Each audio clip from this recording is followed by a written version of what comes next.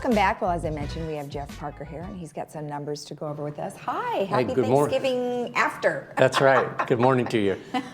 So you've got some numbers for us, which, I think a lot of people are on alert, waiting to see kind of what's going to happen now that we've had Thanksgiving. I think people scaled way back. I know we sure did. We only had 2 folks. You said you had a very, very small one. So we'll see what happens in the next couple of weeks. But let's go ahead and talk about the numbers. And that's really what we're going to see. It's about a 2-week time frame before Right. you see what happened on Thanksgiving and what it starts to show up. And the concern that everybody had is that the numbers were elevating pretty quickly last week and the week before. And unfortunately, if you look at the numbers that came out of Sunday, we hit over 1,000 cases. Thanksgiving Day and the day after, we were over 1,000 cases. So a lot of people are getting tested. That's good news in the sense, and that's obviously going to help elevate the number of cases that are positive in the sense that we know that it's out there and we know the virus impact. Good news, no any additional reported deaths.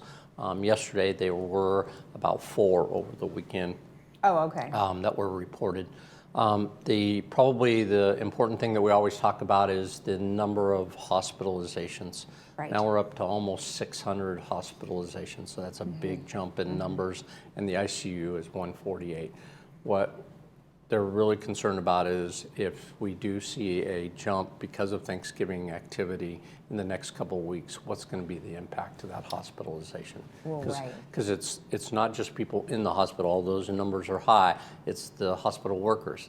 And when we get that higher total, we start to impact the amount of workers that we can and who, and they get it too. Right. And so that's, as you can see in that case per 100,000, we're up to 18.7, and that's a big jump versus the 10 that we were at. Yeah, so we're almost that is. doubling the rate per 100,000 Right. that we're seeing that in Orange County. And the positivity rate way up at 7.6. All of those, if you remember when we were talking about the positive news back in October, we thought it was going down. Right. And then it took a big swing and has gone up the other way. Right. So again, the masks, the social distancing, it's very difficult in this time period of wanting to be around family and everything. And hopefully people were able to Zoom, talk to people on the phone, do everything you could to lower the group numbers. That's the only safe way to do it. So we'll be watching these numbers quite a bit in the next couple of weeks to watch that. The other thing that I've been working on, started last week, and just wanted to mention is that in October, the CDC sent out some guidelines, and Orange County's health department has started to organize a task force. And that task force is with regards to the vaccine. Okay. So we have 2 vaccines that are kind of vying for who's going to be first out there, but there's 3 or 4 in all reality that look promising from the. So this task force for Orange County is going to take the CDC guidelines and then implement how the vaccine gets distributed. Okay. And so the critical element for this task force is to come up with protocols and be ready to go once this vaccine is ready to be distributed to the point where Orange County can get its fair share of the distribution. Right. I just want to mention right now the task force has identified kind of what I'll call phase 1 and phase 1A, or phase 1A and 1B.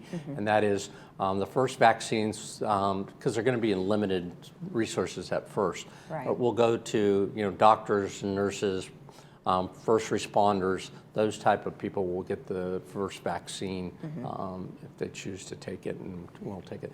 The second one is the category that we're focused on, which is really 65 and older at risk.